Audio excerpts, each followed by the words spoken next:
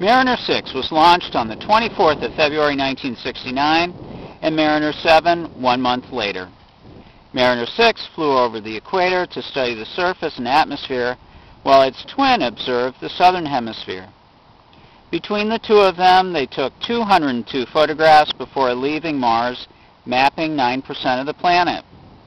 Some differences from the Mariner 4 views did appear. Large expanses of chaotic terrain and jumbled blocks of crust. The cameras picked up clouds over the south polar cap, and infrared instruments recorded temperatures as low as minus 125 degrees Celsius. This result implied that the polar cap was composed mainly of frozen carbon dioxide and not frozen water. Martian snow was definitely different than our own. Mariners 8 and 9 were to be an improvement on their predecessors. Instead of flying by Mars, they would go into orbit about Mars and stay a while. Mariner 8 met with disaster on the 8th of May 1971, when shortly after takeoff its launch vehicle failed and it plunged into the Atlantic Ocean. Mariner 9 would have to be reprogrammed to assume the tasks of both spacecraft.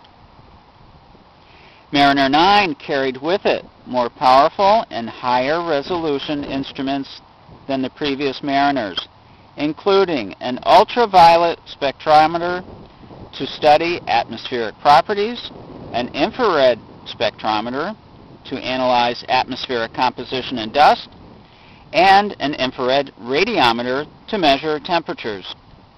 The earlier Mariners each carried a single camera, but Mariner 9 included two, a 50mm wide-angle lens with a resolution of 1 to 3 kilometers, and a 500mm narrow-angled lens with a resolution of 100 to 300 meters. After a 167-day flight, Mariner 9 swung into orbit around Mars on the 14th of November 1971, the first artificial satellite to orbit another planet.